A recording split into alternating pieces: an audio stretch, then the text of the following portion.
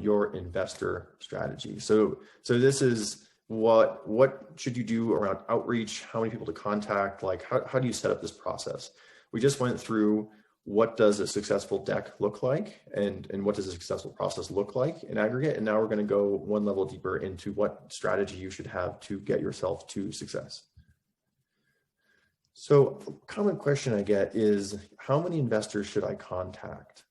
And this one is tricky because it's typically not 3, but it's also not 300. So, the rule of thumb I use is typically if you can have 30 real investor meetings and you get no's from all of them, you probably shouldn't contact another 30 because you should change something. You should make your deck better, different, make more progress on the product, something like that. So what we're looking at here is the number of investors contacted versus the number of investor meetings.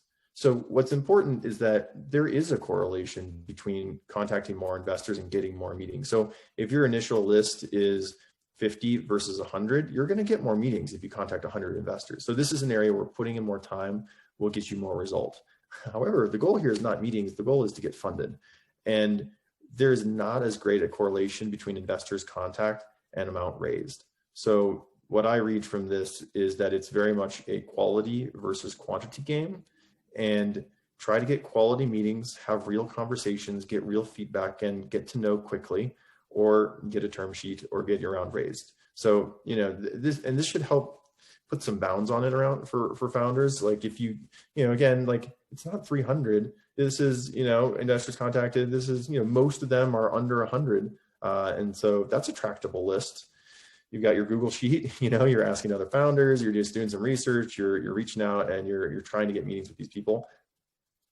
And if you get no's from that, like try to interpret what's going on here, and don't necessarily just go for the next batch before making some changes and really introspecting on it.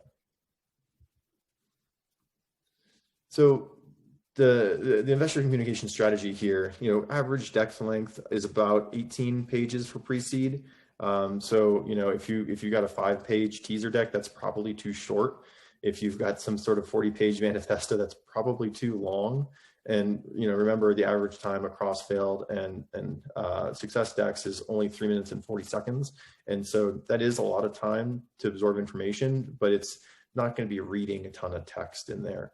The headlines, the titles need to flow pretty seamlessly with supporting information because people are flipping through relatively quickly. And a lot of these views happen on mobile phones too. Average number of meetings for a successful pre-seed range is 30, and 58 is the average number of investors contacted. So, you could be fewer, it could be more, quality versus quantity, but this should kind of give you a sense for like when people succeed, how much work did they put in?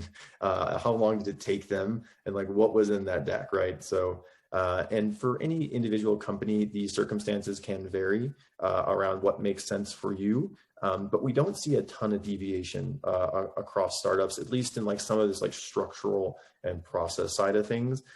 Like the way you pitch your narrative is super different depending on what you do, depending on your strengths as a founder, your history, your market. Like that narrative can be real different across companies, but in terms of process and getting to yes or no, not as much variation.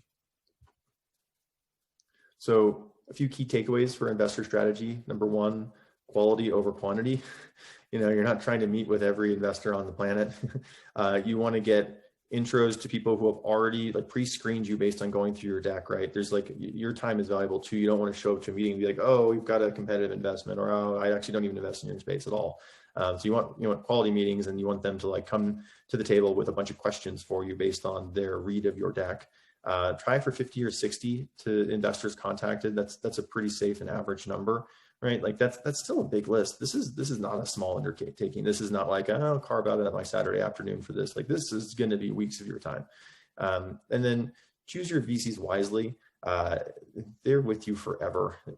You're pre-seed investors. So, if all things being equal, pick the people you like, because it's going to be a real long road with them.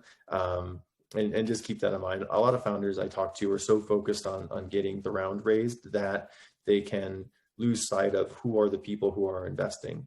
And that's a whole other talk about, what matters there. But just keep that in the back of your head that, if you're starting to get interest, You're probably going to have choice in which investors you take, choice either like which ones you pick, or choice being like, I'm not going to raise now. I'm going to wait 3 months, make some more progress and try again. But you do have choice.